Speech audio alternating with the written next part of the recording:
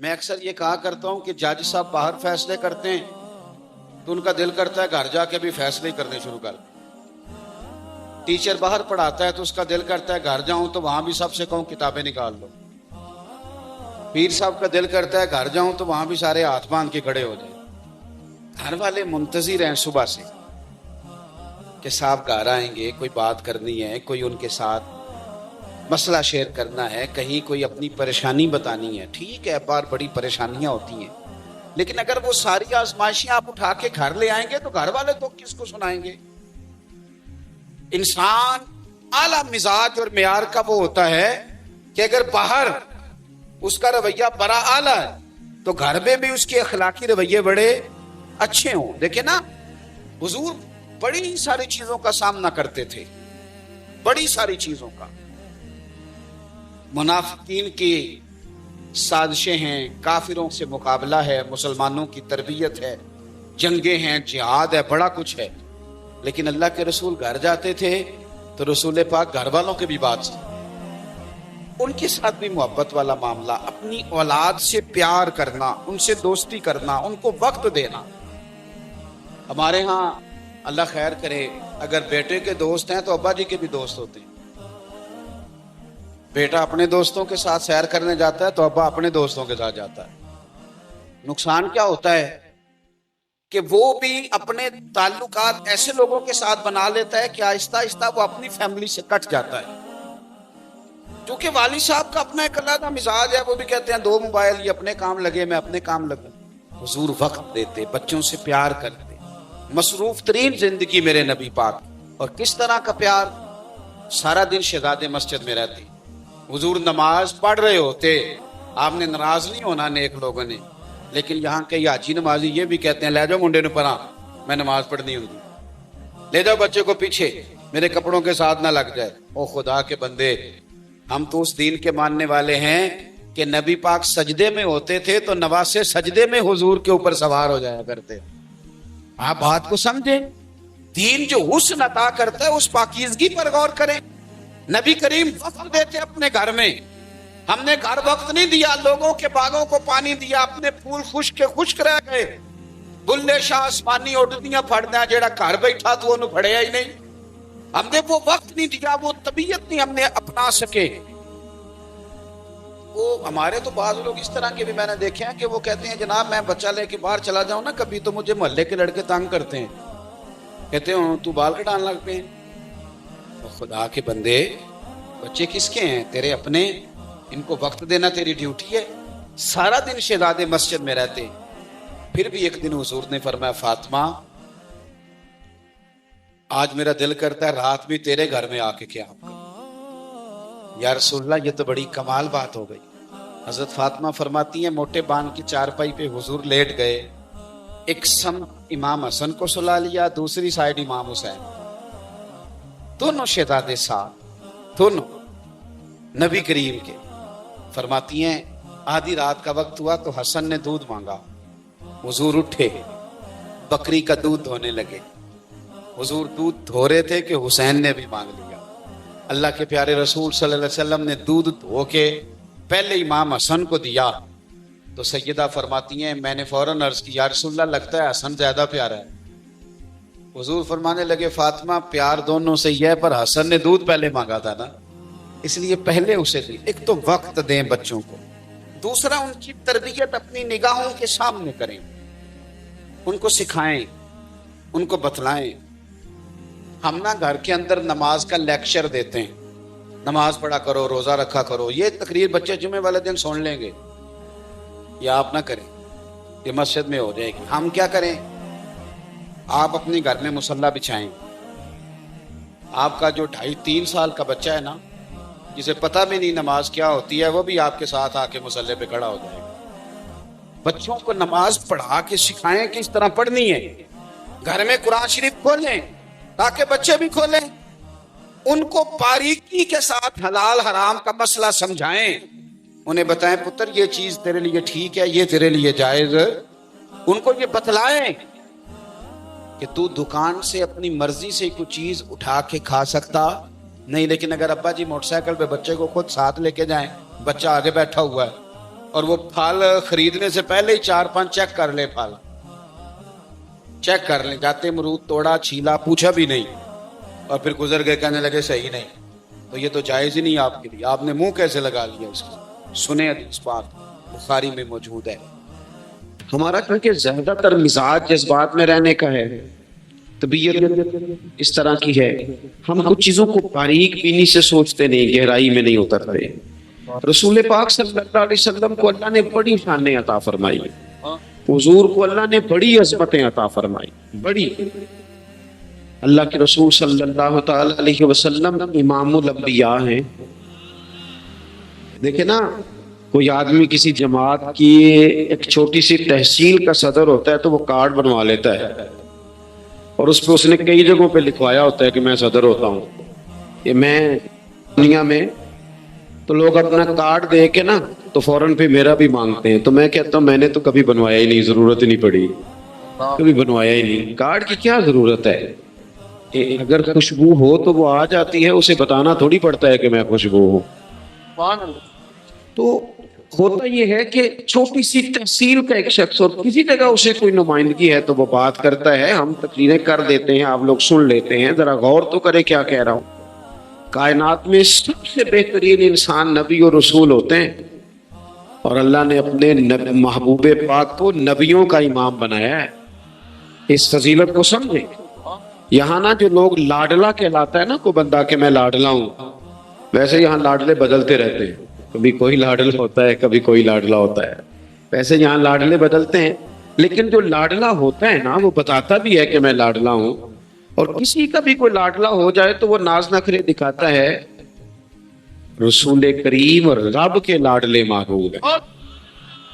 لیکن جو بات میں نے آپ کی خدمت میں عرض کرنی ہے آپ اس پر توجہ کریں گے۔ حضور امام الانبیاء ہیں، اللہ کے محبوب ہیں، نبی پاک علیہ السلام کا پتھروں نے کلمہ پڑھا ہے، چاند حضور کے اشارے پر ڈوبتے ہوئے واپس لوٹ آیا ہے، سورج ڈوبتے ہوئے آ گیا ہے، چاند کے 2 ٹکڑے ہوئے ہیں، یہ ساری حضور کی شانیں۔ اللہ نے اپنے محبوب کو معراج عطا فرمائی ہے، لیکن ملت کے جوانوں آپ کو پتہ ہے ہمارے نبی پاک کا سب سے پہلا تعارف کیا ہے؟ حضور کا سب سے پہلا تعارف یہ ہے کہ یہ صادق اور امین ہے، یہ سچ بولتے ہیں۔ حضور کے اسوہ نور کی پہلی بات جو لوگوں کے سامنے آئی تھی وہ یہ تھی کہ یہ صادق ہیں، یہ سچے ہیں، یہ جھوٹ نہیں کہتے۔ ہم کو پتہ ہے رسول پاک صلی اللہ علیہ وسلم سے پوچھا گیا تھا حضور مومن کنجوس ہوتا ہے؟ فرمایا کبھی ہو جاتا ہے۔ یا رسول اللہ مومن بزدل بھی ہوتا ہے؟ فرمایا کبھی ہو جاتا ہے۔ یا رسول اللہ مومن جھوٹ بولتا ہے؟ تو میرے کریم نے فرمایا نہیں، میرا مومن جھوٹ نہیں بولا کرتا۔ حضور کا جو پہلا تعارف ہے نا، یہ جو حضور کی 40 سالہ زندگی ہے نا، اسے نبی پاک علیہ السلام نے اپنی نبوت کی دلیل کے طور پر بیان فرمایا ہے۔ فرمایا فقط لبثت فیکم عمرا من قبلہ افلا تعقلون، محبوب آپ ان سے کہہ دے میں نے تمہارے بیچ وقت گزارا ہے، تمہیں عقل نہیں؟ کو میری طرح کا سچا دیکھا ہے تو دکھاؤ۔ آج میری ملت کا سب سے بڑا مسئلہ جھوٹ ہے، سب سے بڑا مسئلہ اعتماد نہیں۔ بیوی اپنے شوہر سے کہتی ہے کہ تو تھوڑے پیسے دے لیا کر، تھوڑے ایک جوڑے پہ میں گزارا کر لوں گی، میرے ساتھ سچ تو بول۔ تو لاہور جاتا ہے تو لاہور کا بتا کے جا۔ ماں کہتی ہے پتر سے کہ پتر تھوڑی باتیں بتایا کر پر سچی بتایا کر۔ قوم کا اعتماد اٹھ گیا سیاستدانوں سے، تم نے لمبے چوڑے وعدے کیے، تم نے بڑی باتیں سنائی۔ تم دیکھیں نا، آپ کی توجہ اگر ہو تو میں ایک حوالہ اس طرح کا بھی عرض کروں آپ کی خدمت میں۔ سبز باغ دکھا کے لوگوں کو کبھی پریشان نہیں کرنا چاہیے، کبھی بھی۔ یہ ہمارے پیر بھلا کیا کرتے ہیں بیچارے، ایک کرامت اللہ خیر کرے کبھی کوئی ایک بن جاتی ہے نا تو پھر وہ کمپنی کی مشہوری کا ذریعہ بنتی ہے۔ وہ کہتے ہیں کرامت کو بھی فیس بک پہ ڈالو۔ میں نا کراچی جا رہا تھا تو لاہور میں تھوڑا سا مریض ہوں، مجھے الرجی ہو جاتی ہے، زیادہ دیر بیٹھ نہیں سکتا، تو کانفرنس میں مجھے شرکت کرنی تھی، تو ایئرپورٹ سے ہی میں نے دوستوں سے پوچھا موسم تمہارا کیسا ہے؟ کہنے لگے پیر صاحب بڑی گرمی ہے اور شدت ہے بڑی، اے سی چلا کے بھی گاڑی میں دقت ہے۔ تو میں نے کہا اچھا دعا کرتے ہیں اللہ بارش برسا دے۔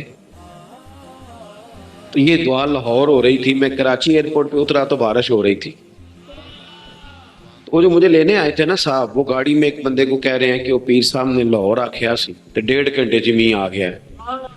وہ میں نے اسے کہا وہ بس کر، اب آگے نہ بتا، ایسا نہ ہو کہ 2-4 لوگ آ جائیں کہ پیر صاحب جو کہتے ہیں وہ ہو جاتا ہے۔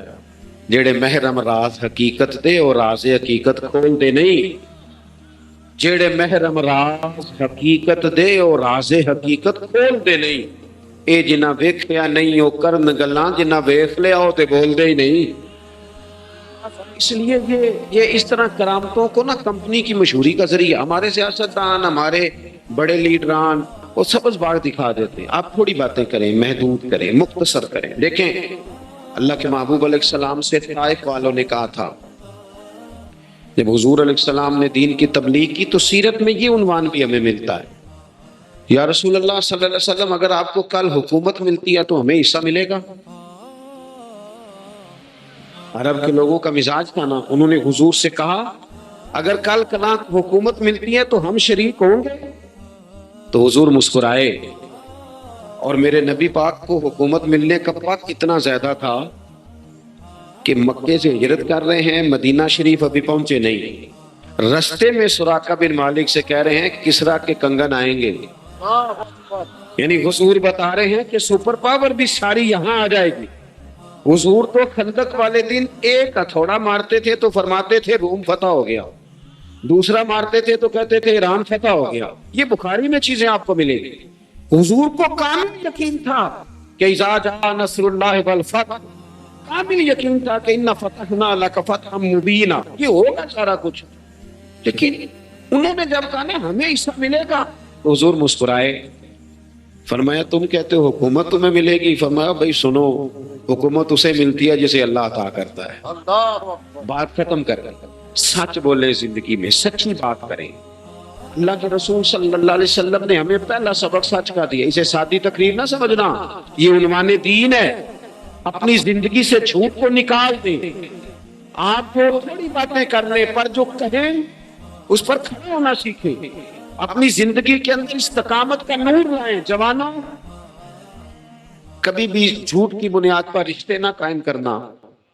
آتے ہیں رشتہ دیکھنے والے تو کوئی باتیں سناتے ہیں، ہمارے گھر والے ہو بیٹا تو ولی ہوتا ہے، کیا بات ہے؟ اور پھر بعد میں یہ حالت ہوتی ہے کہ اماں کہتی ہے میں آپ بڑا سمجھانی ہے، انہوں میری بھی نہیں سنتا۔ تو رشتہ دیکھتے وقت تو آپ نے کہا تھا کہ بہت بڑا درویش ہے۔ آپ اور بچی والے بھی کچھ ایسے کام کرتے ہیں، رشتہ کرانے والے سے کہتے ہیں ہم نے کار بھی دینی ہے۔ کیوں آپ نے لالچ پیدا کیا؟ کیوں پہلے آپ نے خرابیاں کی؟ اپنی زندگی میں سچ بولیں، سچی بات کریں، کبھی بھی کوئی ایسا کام نہ کریں جس سے کہ لوگوں کی طبیعت ایسی ہو کہ لوگ سمجھیں کہ یہ لوگ تو غلط بیانی کے عادی ہیں۔ دیکھیں بخاری میں موجود ہے، سیرت کی تمام کتابوں میں الفاظ کے اختلاف کے ساتھ یہ اپنی اصل کے ساتھ یہ چیز ہر جگہ موجود ہے۔ حضرت ابو سفیان رضی اللہ تعالیٰ عنہ بعد میں مسلمان ہوئے، فرماتے ہیں میں جب شاہ روم کو حضور کا خط گیا تھا نا ہرقل کو،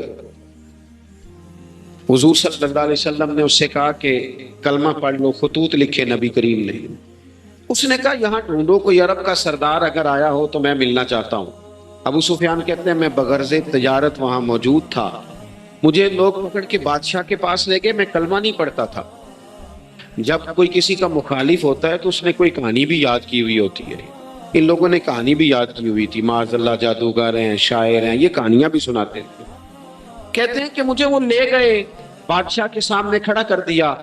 اب بادشاہ نے سوالات پوچھے، میں کوئی حق میں نہیں تھا کہ میں حق میں باتیں کرتا، میں تو اس وقت تک کلمہ نہیں پڑھتا تھا، اور جو کفار کہتے تھے وہ ساری باتیں میں نے کرنی تھی۔ کہتے ہیں بادشاہ نے اپنے دربار میں کھڑا کر کے سوال کیے، بڑے سوال پوچھے، بڑے میں نے جواب دیے، بڑے سوال پوچھے۔ یہ بھی پوچھا کہ ماننے والے ان کے غریب ہیں کہ امیر ہیں؟ میں نے کہا نہیں، ماڑے ماڑے بندے ہیں۔ میلاد کے جلوسوں میں بھی ماڑے ماڑے بندے ہی جاتے ہیں، ماڑے ماڑے غریب لوگ ہیں۔ اس نے یہ بھی پوچھا کہ ماننے والے بڑھ رہے ہیں یا گھٹ رہے ہیں؟ میں نے سارے جواب دیے۔ اے ملت کے جوانوں، خدا میری بات سننا۔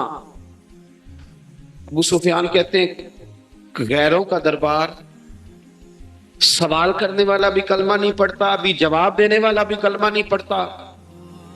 اس نے مجھ سے کہا کہ آپ نے بتایا کہ آپ رشتے میں چچا ہوتے ہیں، یہ بتاؤ وہ جنہوں نے اعلان نبوت کیا ہے کیا کبھی انہوں نے جھوٹ بھی بولا ہے؟ آج لوگوں نے نام نہیں بدل دیا جھوٹ کا، کچھ نے بہانہ نام رکھ دیا جھوٹ کا، جی میں نے بہانہ کر دیا تھا، کچھ کہتے ہیں جی وہ تو میں نے تو بس ایسی بات، وہ تو میں نے مذاق کیا تھا، جھوٹ کے نام نہیں بدل دیے لوگوں نے۔ ابو سفیان کہتے ہیں مجھ سے بادشاہ کھڑا کر کے پوچھنے لگا کیا کبھی انہوں نے جھوٹ بھی بولا؟ ابو سفیان کہتے ہیں کہ لمحے کے لیے میرے دل میں آیا کہہ دوں کہ بولا ہے، پھر میں نے کہا ایک تو یہ عرب کی وفاداری کے خلاف ہے، اور دوسرا میں کہوں گا وہ جادوگر ہیں تو شاید وہ ایک سیکنڈ کے لیے توجہ کرے، میں کہوں گا وہ شاعر ہیں شاید وہ توجہ کرے، اور مدینے والے نے جھوٹ بولا یہ تو مانے گا ہی کوئی نہیں۔ سنو جن چیزوں کو معمولی سمجھ کے ہم نے رائج کیا وہ ہمارا وقار لے گئی، دنیا ہم پر اعتماد نہیں کرتی، ہم اس ملک میں بستے ہیں جہاں زلزلہ بھی آئے تو غیر ملکی امداد کرنا چاہیں تو وہ کہتے ہیں حکومتوں کے ہاتھ میں نہیں دیں گے خود جائیں گے۔ ہمارا یہ حال ہو گیا ہے کہ کون پر اعتماد کیا دنیا کا، ہمیں پلٹنا ہے، ہم نے دیکھنا ہے ہمارا رویہ کیا ہے، ہمارا انداز کیا۔ تھوڑی کر لیں باتیں کو ضروری ہے صبح شام بولنا، تھوڑے کر لیں باتیں، تھوڑے دعوے کر لیں کو ضروری ہے۔ سنو میرے عزیز، ابو سفیان کہتے ہیں کہ اس نے کہا کبھی جھوٹ بھی بولا ہے؟ میں سوچ میں پڑ گیا۔ بادشاہ نے پھر دوہرا کے کہا سردار چپ کر گئے ہو، میرے آخری سوال کا جواب دو، کیا کبھی اس کریم نے جھوٹ بولا ہے؟ ابو سفیان کہتے ہیں میرے ہاتھ میں چھڑی تھی، میں نے وہ زمین پر رکھی اور میں کھڑا ہو گیا، میں نے کہا سردار سن وہ میرے رشتے میں بھتیجے ہیں، میری بڑی مخالفت ہے، میں نے ان کے خلاف جنگیں لڑی ہیں، کبھی وہ غالب آئے کبھی میں غالب آیا، آج تک میں لڑ رہا ہوں، لیکن میں ایک بات میں ذمہ داری سے کہتا ہوں میں غیر نہیں ہوں، وہ میرے بھتیجے ہیں، میں نے ان کو ماں کی گود میں بھی دیکھا ہے، دادا کے کندھوں پہ بھی دیکھا ہے، چچا کے گھر میں بھی دیکھا ہے، ختیجہ کا دولہا بنے بھی دیکھا ہے، زینب سے لے کر فاطمہ تک بیٹیوں کو گود میں کھیلتے بھی دیکھا ہے، میں نے انہیں بدر اور احد میں آتے بھی دیکھا ہے، میرے سامنے پیدا ہوئے اور میرے سامنے ان کے بالوں میں سفیدی آئی، مخالفت اپنی جگہ پر میں تمہیں یہ بات ذمہ داری سے بتاتا ہوں اس محبوب کی زبان سے جو بھی نکلتا ہے ہاتھ پر سچ نکلا کرتا ہے۔ وہ اسیر دشمن کی چاہ میں بھی، مخالفوں کی نگاہ میں بھی وہ امی ہے، صادق ہے، معتبر ہے، میرا پیغمبر عظیم تر ہے، میرا پیغمبر عظیم تر ہے، میرا پیغمبر عظیم تر ہے۔ ابو سفیان کہتے ہیں میں یہ لفظ کہے تو کتنے ہی لوگ دربار میں رو پڑے، ایک سناٹا چھا گیا، کوئی صحابی نہیں وہاں، کوئی نعرہ لگانے والا نہیں، کوئی اپنا نہیں، لوگ رو پڑے۔ کہتے ہیں بادشاہ نے چادر اٹھائی کندھے پہ رکھی، کچھ دیر سوچتا رہا پھر وہ چل دیا، میں نے پیچھے سے آواز دی، میں نے کہا تو نے اتنے سوال پوچھے میں نے اتنے جواب دیے، کوئی رزلٹ بھی تو بتانا کیا نکلا، نتیجہ کیا ہے؟ تو بادشاہ نے پلٹ کے میری طرف دیکھا، کہنے لگا سردار نتیجہ تو نکل آیا نا یار، جس بندے دلوں سے جھوٹ نہیں بولا وہ یہ جھوٹ کیوں بولے گا کہ میں اللہ کے رسول بن کے آیا؟ اس نے او میرے بھائی اپنی زندگی میں سچ لاؤ، خدا را ہمارے گھروں سے لے کر حکومت کے ایوانوں تک ضرورت سچ کی ہے، ضرورت سچ کی ہے۔ دوسری بات اپنی زندگی میں دیانتدار ہو جائیں، چھوڑ دے سامنے والا کیا کر رہا ہے، میں اپنے اس ممبر سے دیانتدار ہوں کہ نہیں، یہ میں نے اللہ کو جواب دینا ہے، میں نے جتنی عزت سمیٹی ہے دین کے نام پہ سمیٹی ہے، میں نے اللہ کو جواب دینا ہے۔ ہم سارا دھیان دوسروں کا رکھنے لگ گئے۔ حضرت خواجہ نصیر الدین چراغ دہلوی رحمۃ اللہ علیہ سے بادشاہ نے آ کے وظیفہ پوچھا تھا، حضرت کو وظیفہ بتائے، تو خواجہ صاحب فرمانے لگے اپنا کام دیانتداری سے کر، یہی سب سے بڑا وظیفہ ہے۔ اپنی زندگی میں دیانتداری، امانت داری، آپ اس طرح کے ہو جائیں کہ آپ جس طرح آپ سمجھے نا کہ یہ حرام جانور ہے تو میرے منہ میں جائے گا تو مجھے الٹی آئے گی۔ آپ کبھی دیکھیں نا کہ حرام گوشت کوئی آپ کو بتا دے، آپ دو لقمے آپ نے کھائے میں نہیں یہ لطف آیا، تو کسی نے کان میں کہا یہ تو ذبح ہی نہیں ہوا تھا بیمار تھا، تو الٹی آ جاتی ہے کہ نہیں؟ بولو کیا آ جاتی ہے؟ انسان کا ذہن قبول کرتا ہے حرام کھانے کو؟ 2 کلو گوشت پہ الٹی آتی ہے تو 2 کروڑ روپے پہ کیوں نہیں آتی؟ ہمارے ایک دوست ہیں یونیورسٹی کے لیکچرار ہیں, مجھے ایک دفعہ فرمانے لگے پیر صاحب عجیب بات ہے, ایک بندے کو نا کہیں جوتا پڑا مل گیا, بڑا قیمتی تھا پر ایک پیر تھا جوتے کا. ہماری دیانتداری کچھ اس طرح کی ہے, ایک پیر ملا, جوتا بڑا قیمتی تھا, مہنگا تھا, تو اس نے اس کا مالک ڈھونڈنا شروع, یہ کس کا ہے, یہ کس کا ہے, یہ کہ وہ شور کر رہا ہے, لیکن تھوڑا سا آگے جا کے جوتے کا دوسرا پیر مل گیا, پر اس نے مالک ڈھونڈنا بند کر دیا.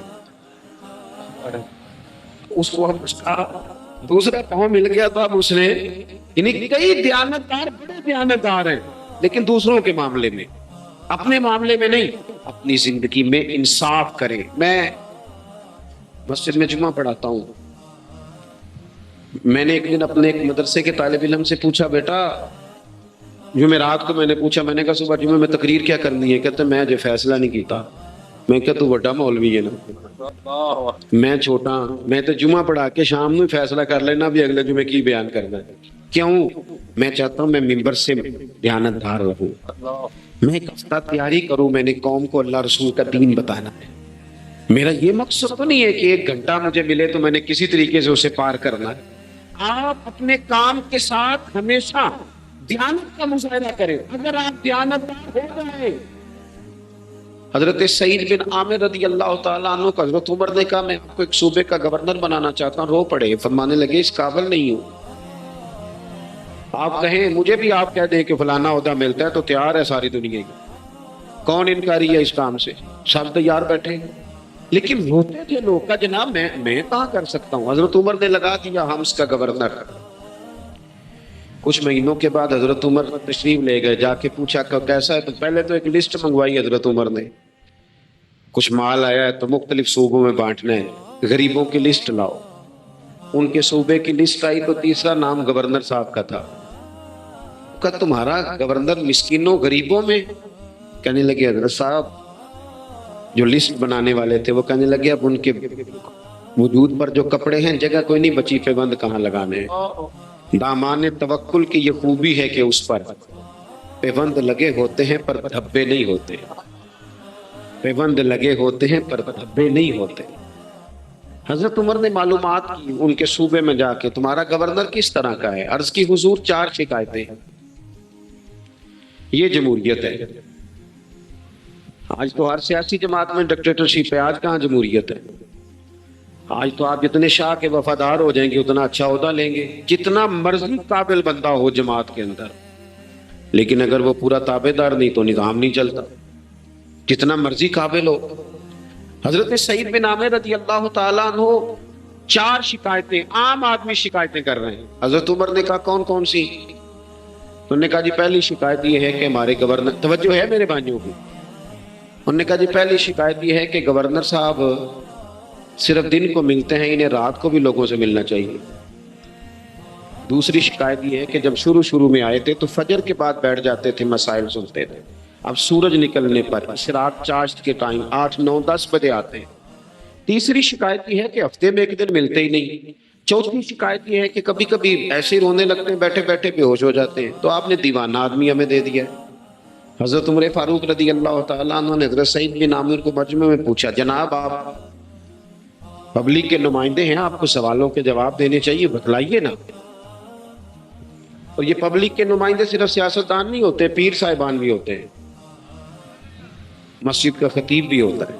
اگر حضرت عمر سے پوچھا جا سکتا ہے کرتا کہاں سے آیا, تو پیر صاحب سے بھی تو پوچھا جا سکتا ہے, ان کو بھی جواب دینا چاہیے, ان کو بھی بتانا چاہیے, اس لیے کہ وہی تو دعویٰ کر رہے ہیں فخر بتانے کا.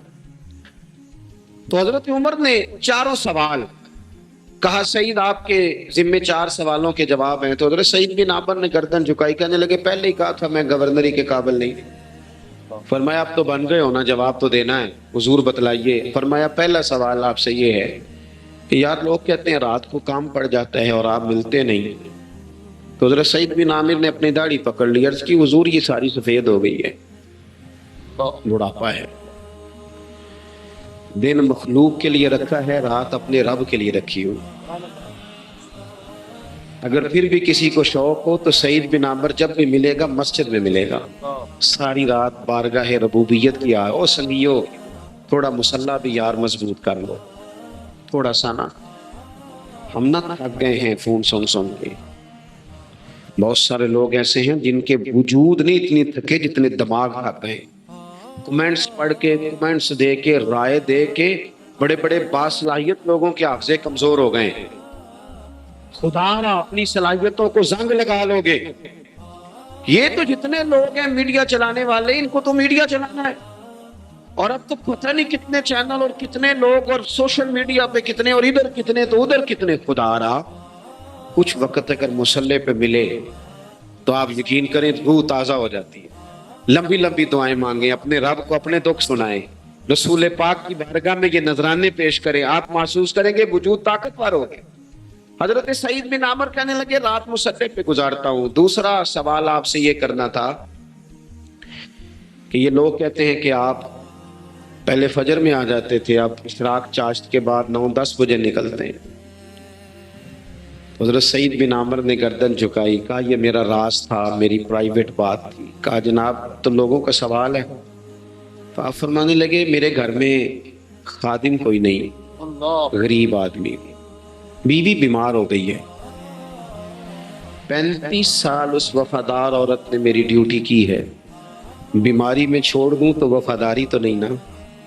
سویرے اٹھتا ہوں، گھر کا کام کرتا ہوں، پھر بیوی کے لیے ناشتہ بناتا ہوں، اسے کھانا کھلاتا ہوں، تیاری کرتے آتے دیر ہو جاتی ہے۔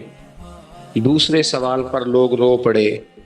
کہا تیسرا اعتراض آپ پہ یہ ہے کہ ہفتے میں ایک دن ملتے نہیں۔ تو حضرت سعید بن عامر کہنے لگے میں نے کہا تھا میرا پردہ نہ کھولا جائے، میں بڑا راضی ہوں رب کی عطاؤں پہ، میں کیوں کسی کے سامنے اپنا دکھ بیان کروں۔ گردن کو جھکا دیتا ہے خیرات کا پتھر، جہاں میں مانگنے والوں کے سر کبھی اونچے نہیں ہوتے، اور غیرت ہے بڑی چیز جہانے تگ و دو میں، پہناتی ہے یہ فقر کو تاج سردارا۔ آپ موقع دیں جی، بڑی مہربانی، چھوڑ دیں جی، تھوڑی 1 منٹ صرف جی ہمیں دیں، بولیں نہیں پیار سے جی، ناراض نہیں ہونا، آپ ہمیں موقع دیں۔ بات بھی اب تقریباً قریب ہونے کے قریب آئی۔ کہا حضرت سیدنا سعید بن عامر رضی اللہ تعالیٰ عنہ نے فرمانے لگے میں نے کہا تھا یہ میرا پردہ ہے، یہ نہ سنایا کریں آپ دکھ لوگوں کو۔ یہ غریب کہتے ہیں میں کسی امیر کے ساتھ لگ جاؤں گا تو کچھ بن جائے، کچھ بھی نہیں بنتا، چھوڑ دیں آپ، دکھڑے رب رسول کو سناؤ، خیرات بھی ملے گی اور عزت بھی ملے گی، وہ دیں گے اور کسی کو بتائیں گے بھی نہیں۔ حضرت سعید بن عامر رضی اللہ تعالیٰ عنہ سے تیسرا سوال ہوا۔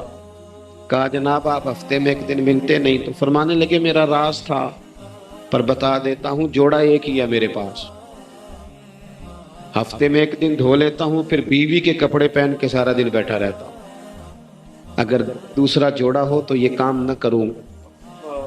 حضرت عمر رو پڑے۔ کہا جلدی سے چوتھے سوال کا جواب بھی دے، کبھی کبھی روتے ہو تو بے ہوش ہو جاتے ہو۔ اور پھر رو پڑے، عرض کرنے لگے حضور 40 سال کی عمر میں کلمہ پڑھا، میرے سامنے حضرت خبیب کو پھانسی دی گئی مکے میں، جب وہ اپنی پچھلی غلطیاں یاد آتی ہیں تو پھر رو پڑتا ہوں، یاد ماضی عذاب ہے یا رب، میں تکلیف میں آ جاتا ہوں، سوچتا ہوں اگر اللہ نے سوال کیا تو کیسے جواب دوں گا، اس لیے برداشت نہیں ہوتا تو رو پڑتا ہوں۔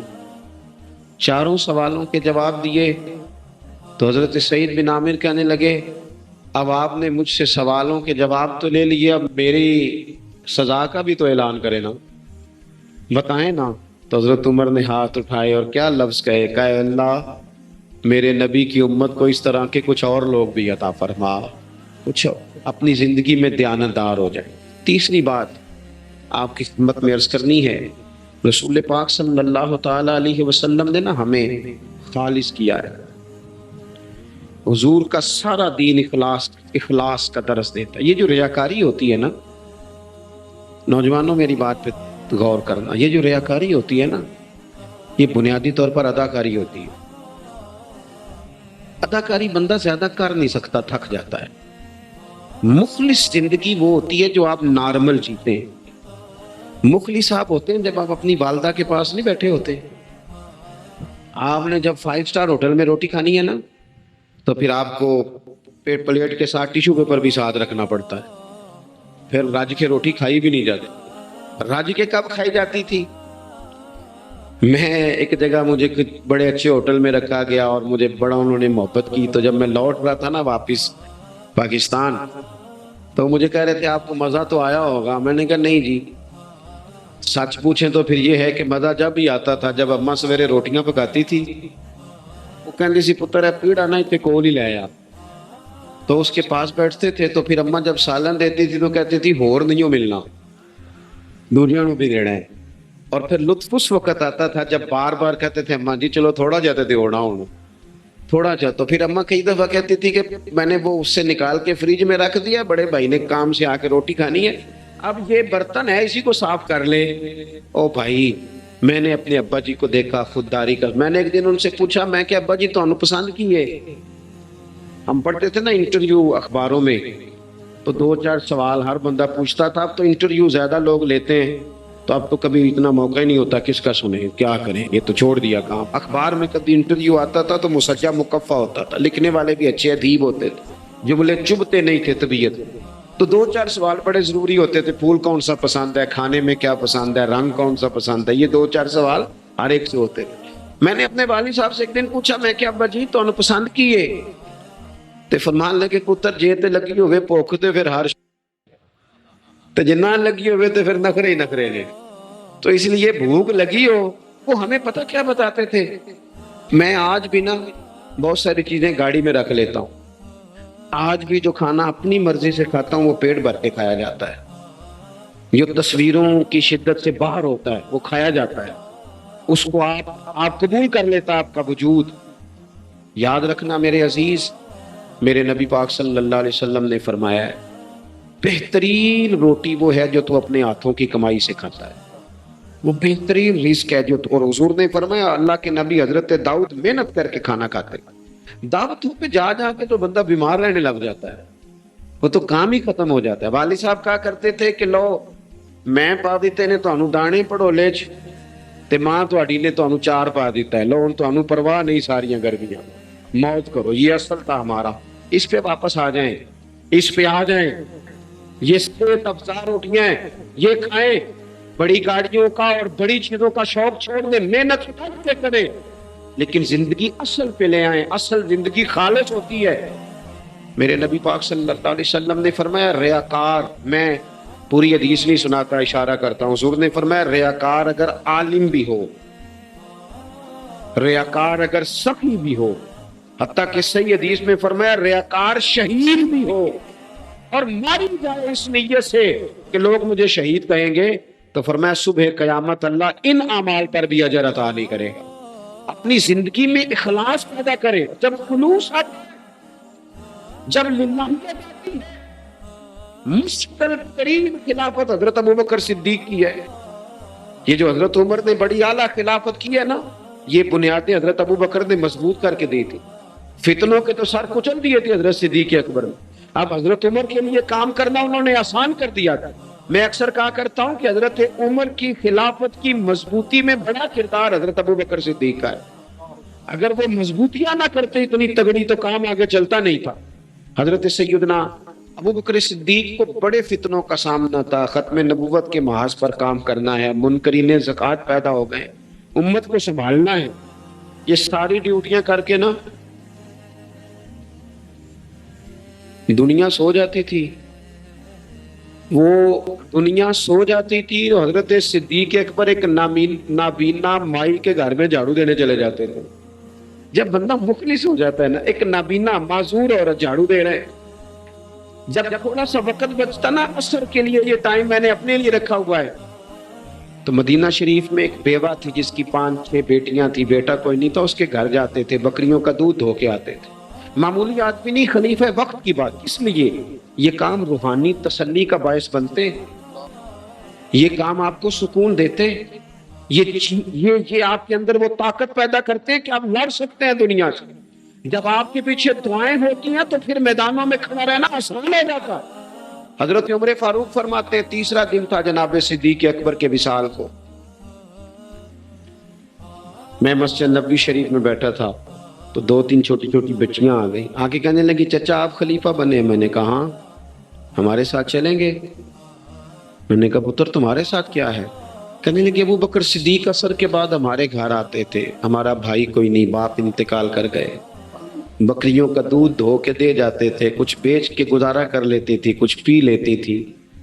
3 دن سے میری ماں رو رہی ہے، میری بہنیں روتی ہیں، کھاں جدو میٹیاں زمانہ مینو روے گا، اونج تے بے قدراں کچھ قدر نہ جاتی کیتی خوب تسلی ہوں، لیکن اکھاں جدو میٹیاں زمانہ مینو روے گا، اپنا تے اپنا بیگانہ بھی مینو روے گا، جدو نہ میں دسیا میں خاراں نوں میں خانے وچ، پھر جام ٹوٹ جان گے تے میں خانہ مینو روے گا، کئی لوک لوک رون گے تے کئی بک بک رون گے، گلیاں دا یانا تے سیانا مینو روے گا۔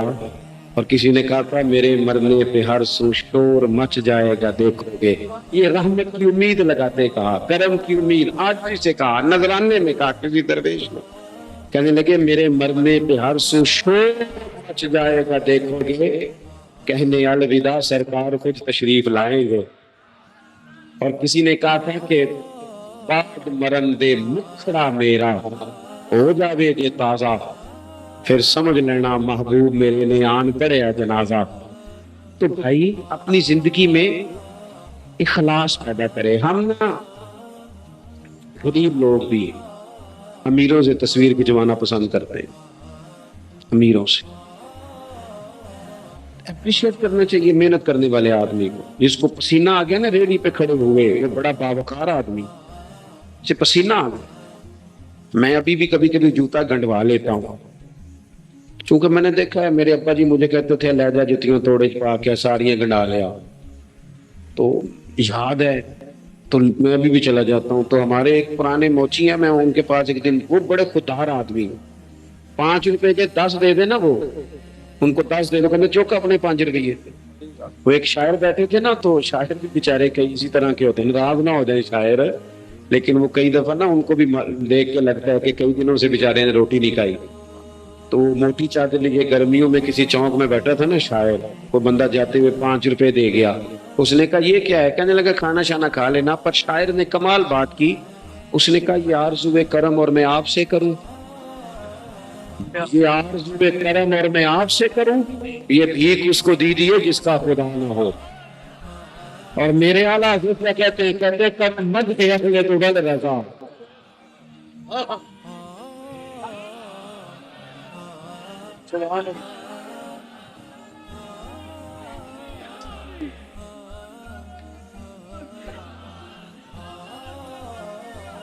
ماشاء اللہ۔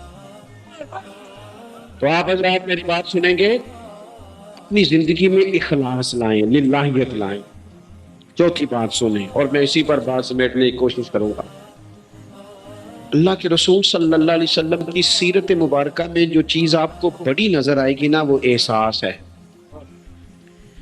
جب سینے آہستہ آہستہ سخت ہونے لگ جاتے ہیں نا، ہم نا کچھ باتیں سوچ کے اپنے آپ کو سخت کر لیتے ہیں۔ ہمارا جب ایسا جو نیا بھرتی ہوتا ہے، وہ خدمت کے جذبے سے آتا ہے، وہ کہتے ہیں میں نے سارے کام صحیح کرنے، پھر اس کو نا آہستہ آہستہ پتہ لگنے لگ جاتا ہے کہ کچھ لوگ جھوٹا پرچہ بھی درج کراتے ہیں، اسے پھر آہستہ آہستہ پتہ لگنے لگ جاتا ہے کہ یہ سامان ان کا تو گیا تھا 1.5 لاکھ کا، تو انہوں نے 6 کیوں لکھوایا ہے؟ پھر وہ پھر سخت ہونے لگ جاتا ہے۔ لوگوں کو دیکھ کے سخت نہ ہو، سخت نہ ہو۔ پھر آپ کے پاس بڑی باتیں، مجھے ایک دفعہ ایک صاحب نے کہا آپ کو تقریر پہ بلانا ہے، پیسے کتنے لیتے ہیں؟ میں نے کہا دے دو کو 1.5-2 کروڑ روپیہ۔ کہنے لگے تو بہت زیادہ نہیں، تو میں کہا بکنا ہے تو پھر بندہ چارج نہ بکے۔ اب تیرا خیال ہے 25-30 ہزار اپنا ریٹ لگوا لیں، اتنے لو ہو جائیں، سانو تک ہزارے دی لوڑ کی ہے، نالے کی لگے شہر بمول دے نال اسی اپنی بال کے سیکنے ہاں۔ میں نے بہت بڑا مدرسہ شروع کیا، باہر گلہ نہیں لگایا۔ مجھے ایک صاحب کہنے لگے خیر کے ہے تو ہم پیسے کتوں ہوندے نے؟ میں کیوں کو جتوں ہوندے نظر نہیں ہوندے۔ فاضل بریلوی کہتے کرو مد ہے اہل بغل رضا، پر پڑے اس بلا میں میری بلا، میں گدا ہوں اپنے کریم کا، میرا دین پارائے نہ نہیں، اور کون دیتا ہے دینے کو منہ چاہیے، دینے والا ہے سچا۔ میں نے تو معذرت بھی کرنی تھی، میرا خیال ہے کہ 35 سے 37 کے بیچ لوگ ایسے تھے یہاں سے جو آج صبح سے سر شام تک فون کرتے رہے کہ آپ نے چائے ہماری طرف بھی نہیں ہے، کھانا ہماری طرف کھانا ہے. میں ان دوستوں سے اکثر کہا کرتا ہوں جو میرے ساتھ ہوتے ہیں, میں کہتا ہوں کہ لوگ تلاش کرتے رہتے ہیں, ڈھونڈتے رہتے ہیں کہ رات رہنے کو جگہ ملے, اور ہمارا یہ حال ہے. کس نام پہ؟ رسول اللہ کے دین کے نام, حضور کے دین کے نام. اپنی زندگی میں احساس پیدا کریں. اگر آپ سخت ہو سکتے ہیں, کچھ بھی کہہ کے سخت ہو جائیں, کچھ بھی کہہ کے. مجھے میرے سنگی کہتے رہتے ہیں 7-8 گھنٹے کا آپ سفر کر کے جاتے ہیں تو آپ فوٹو والوں پہ سختی کریں, آپ کے کسی سے نہیں ملنا, میں نے ذرا آرام کرنا ہے, میں نے تھوڑا لیٹنا ہے. میں کہتا ہوں یار اپنی اوقات بھی تو ہمیں دیکھنی چاہیے. کون کسی کو ملتا ہے؟ خدا اور ہے. احساس پیدا کریں قوم کا, اپنے دل میں احساس لائیں. جب آپ سخت ہو جاتے ہیں نا تو پھر آپ سب کے لیے ہو جاتے ہیں. جب بندہ سخت ہو جاتا ہے نا, تھوڑا تھوڑا نا ہمیں لالچی بنایا گیا ہے, مختلف چیزوں پہ انعام رکھے کا ماحول بن گیا کہ باپ نے جوانی پتر کو دے دی. ساری زندگی وہ سعودی عرب یہاں سے گئے تھے, 35 سال میں نے وہاں کمبل نہیں بدلا. جس کمبل میں انہوں نے جاتے خریدا تھا واپسی پہ بھی وہی تھا. رہائشیں یہاں بنی وہاں نہیں بنی. میں نے بیرون ملک ایسے لوگ دیکھے ہیں جو 3 وقت روٹی نہیں کھاتے, 2 وقت کھاتے ہیں کہ گھر پیسے بھیجنے. لیکن لالچ اتنا عروج پہ چلا جاتا ہے بعض گھروں کا, سب کا نہیں بعض کا, کہ اسی باپ کو جس نے زندگی لگا دی. بچے کہہ رہے ہوتے ہیں ابا جی آپ کو ڈھابے کا کام کر لیتے تو آج ہمارے بارے نے ارے نہ ہو جاتا. مجھے ایک بزرگ فرمانے لگے پیر صاحب بالا کو بھی عزت کران لی, ابے دا مالدار ہونا ضروری ہے. خدا را اس سے باہر آئے, احساس پیدا کریں. جب احساس آ جائے, قرآن مجید نے میرے نبی پاک کی شان یہ بیان کی ہے کہ عزیز علیہ ما عنتم حریص علیکم بالمؤمنین رؤوف الرحیم. یہ کمال ہے, اس سے آگے کیا کوئی حاشیہ دے سکتا ہے؟ رب فرماتا ہے لوگوں تم مشقت میں پڑے تو میرے نبی کو تکلیف ہوتی ہے. آپ کبھی حدیثیں پڑھے نا تو رونگٹے کھڑے ہوتے ہیں. آپ کو درجنوں حدیثیں اس عنوان کی ملیں گی کہ حضور فرماتے ہیں میرا دل کرتا ہے لمبی نماز پڑھاؤں, نماز اللہ کی, دل حضور کا کرتا ہے. فرمایا دل کرتا ہے لمبی نماز پڑھاؤں, لیکن پیچھے سے کسی بچے کے رونے کی آواز آتی ہے, کسی بوڑھے بیمار کا خیال آتا ہے, میں نماز چھوٹی کر دیتا ہوں. حضور فرماتا ہے میرا دل کرتا تھا ہر وضو کے ساتھ مسواک ضروری قرار دے دوں, پر تمہیں تکلیف ہوگی, نہیں ضروری قرار دے. آپ احساس کی شدت تو دیکھیں. فرمایا میرا جی چاہتا تھا کہ میں تہجد اپنی امت پہ ضروری قرار دے دوں, لیکن میں نے اپنی چاہت نہیں دیکھی, غلاموں تمہاری نیند دیکھی ہے. اور دوستو اتنا احساس, دشمن جب قابو آتے ہیں نا. میں نے ایک اور بھی عرض کرنی ہے چلتے چلتے. جو سیاسی فرقہ واریت ہے نا آج ملک کے اندر, آپ جس جماعت کو ٹھیک سمجھا آپ نے, آپ وہاں چلے گئے, جس نے جس کو ٹھیک سمجھا, لیکن ہم سب سے پہلے مسلمان ہیں, اس کے بعد پاکستانی ہیں. ہمیں اخلاقیات کا دائرہ کبھی نہیں چھوڑنا. اختلاف کے بھی آداب ہوتے ہیں, اختلاف جس سے بھی کریں دلیل کی حد تک کریں, اس کی ذات تک اتر کے نہیں. مہذب قومیں یہ کام نہیں کرتی. حضرت ابو ایوب انصاری نے حضرت عمر سے اختلاف کیا اور سخت کیا. کہا جناب یہ آپ نے, حضرت عمر کو بات کرنے لگے تو حضرت ابو ایوب انصاری کھڑے ہو گئے, کہنے لگے یا حضرت ابو ذر غفاری کھڑے ہو کے کہنے لگے نہ آپ کی بات مانیں گے نہ آپ کی اطاعت کریں گے. فرمایا میں نے کیا کیا ہے؟ تو کہنے لگے چادر تو ایک بٹی تھی, تو آپ نے اسی چادر کا کرتا اسی کا تامت کیسے بنا لیا؟ حضرت عمر فاروق نے, انہوں نے سوال کیا تھا, حضرت عمر نے دلیل دی. فرمایا میرے بیٹے سے پوچھ لو. حضرت عبداللہ ابن عمر کہنے لگے ایک چادر چونکہ مجھے بھی ملی تھی میں نے اپنے ابا کو دے دی, لہذا کرتا بھی بن گیا. اور ہمارے یہاں نا دلیل ملنے پر بھی لوگ اعتراض نہیں چھوڑتے, جو کہ ذاتی ہوتا ہے نا, دلیل تک کا اختلاف ہوتا نہیں. میرے بھائی اختلاف کے بھی آداب ہونے چاہیے. تو کسی نے کہا تھا کہ تعلق توڑ دینے کے بھی کچھ آداب ہوتے ہیں, کسی کو چھوڑ دینے کے بھی کچھ آداب ہوتے ہیں. اور کسی نے کہا تھا کہ قاتل کو کوئی قتل کے آداب سکھائے, دیکھو دستار کے ہوتے ہوئے سر کاٹ رہا ہے.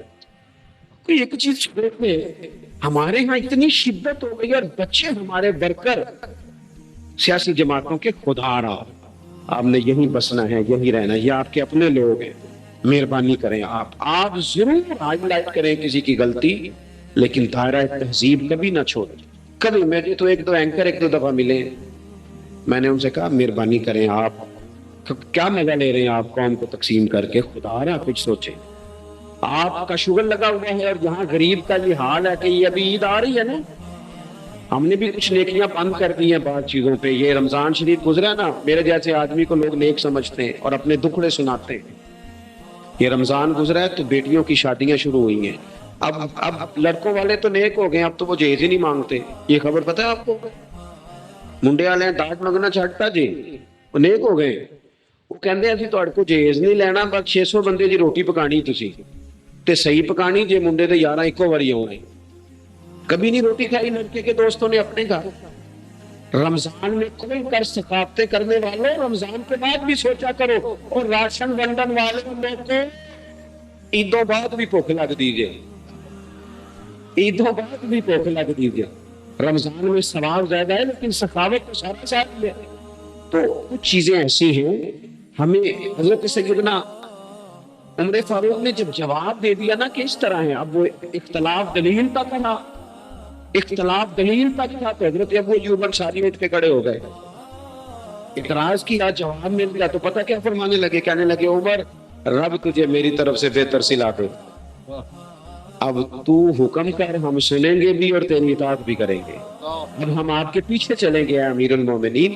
تو دلیل تک رکھیں چیزوں کو, دلیل مل جائے تو بات پہ ختم کریں. تو میرے بھائی احساس اپنی طبیعت میں جب ہم پیدا کرنے لگیں گے, احساس بڑی مشکل ہے غریب کی زندگی. امیر تو دوستی امیروں سے لگا لیتا ہے, جب انسان اپنی گاڑی میں سفر کرتا ہے تو پھر وہ کرایہ 5 روپے بڑھ جائے تو اسے تکلیف کوئی نہیں ہوتی, کیونکہ اسے پتہ ہی نہیں. بہت سارے امیروں کو تو پتہ ہی نہیں کہ گھی مہنگا ہو جائے تو گھر کے بجٹ پہ بہت کتنا پڑتا ہے, ان بیچاروں کو تو پتہ ہی نہیں. تو وہ اس احساس کو کیسے پیدا کریں گے, وہ نہیں کر سکتا. اس کے لیے وہاں سے گزر کے آنا پڑتا ہے. رسول پاک کی زندگی میں جو احساس کی شدت ہے اسے آپ سمجھیں. دشمن جب ہتھے چڑھتا ہے تو پھر دشمن بھی سخت گھی قسم کا ہو تو بندہ اسے چھوڑتا نہیں. لیکن حضرت انس بن مالک فرماتے ہیں کہ یہ جو لوگ بدر میں آئے تھے, یہ کوئی پھول لے کے نہیں آئے تھے ہاتھوں میں, گجرے پھولوں کے لے کے نہیں آئے تھے, تلواریں لے کے آئے تھے. اور پوری انہوں نے جنگ لڑی, 14 صحابہ شہید کیے. لیکن جب ان کو لا کے باندھا گیا نا مدینے میں تو غصہ تھا صحابہ کو, کس کس کے ہاتھ باندھے. حضرت عباس بھی تھے, جب وہ ہائے ہائے کرتے تھے نا مخالف تھے. توجہ ہے میری بات پر؟ او بھائی, جو پیار بیٹی پہ آتا ہے وہ بہو پہ بھی تو آنا چاہیے, اس پر بھی تو وہ بھی تو کسی کی بیٹی ہے نا. اگر تجھے اپنے بیٹے کی دھوپ تنگ کرتی ہے تو ملازم کے پتر اگر دھوپ میں کھڑے ہیں تو وہ بھی تو تجھے احساس ہونا چاہیے, ورنہ خود غرض ہو جائیں گے ہم. بات ختم کر رہا ہوں, غور کرنا. حضرت انس بن مالک کہتے ہیں میں مسجد نبوی شریف میں حاضر ہوا تو بے چینی کے عالم میں کبھی حضور ادھر جاتے تھے, کبھی ادھر آتے تھے, کبھی ادھر جائے. یا رسول اللہ کیا ہوا؟ یہ وہ لوگ تھے جنہوں نے ستایا تھا, آج باندھا ہے, حضور کیا ہوا؟ تو نبی کریم فرمانے لگے تم نے رسیاں زور سے باندھ دی ہیں, یہ ہائے ہائے کرتے ہیں, مجھے نیند نہیں آتی, کہ رسیاں ڈھیلی کر دو. عزیز علیہ ما عنتم, حضور کے سینے میں درد رہا. وہ درد کبھی حضور کو طائف لے جاتا, کبھی کہیں, اور وہ درد کی وہ پیار کی شدت اتنی تھی کہ جب بڑی تکلیف دی نا میدان احد میں اور دانت مبارک شہید کر دیے تو حضرت صدیق اکبر نے کہا یا رسول اللہ دعا کریں یہ تباہ ہو جائیں. تو ہاتھ اٹھائے نبی پاک نے, دعا کیا کی؟ کہا اللہ انہیں ہدایت دے دے, انہیں پتہ ہی کوئی نہیں یہ کیا کر رہا ہے. تو میرے عزیز ایک تو اپنی زندگی میں سچ لائیں, خدا را سچ بولیں, آپ پکے وعدے کریں. میں ایک دن اپنی مسجد کے امام صاحب سے عرض کر رہا تھا, میں کہہ رہا تھا اگر آپ کہتے ہیں نا کہ 4:20 پہ فجر ہوگی تو 21 پہ نہ پڑھائیں, آپ نے وعدہ کیا 4:20 کا. قوم کو تو انتظار کرنا چاہیے 1-2 منٹ, کوئی حرج نہیں, لیکن ہم جو وعدے کرتے ہیں ہمیں بھی پورے کریں. سچ بولیں, دیانتداری کا مظاہرہ کریں, زندگی خالص گزاریں, جس کے ساتھ بھی وقت گزاریں اس کی خیرخواہی کریں, مخلص ہو جائیں اور اپنی زندگی احساس والی کریں. امام غزالی فرمایا کرتے تھے تو بانٹنے کا ارادہ کر, رب بانٹنے کی توفیق بھی دے دے گا. تو پروگرام تو بنا.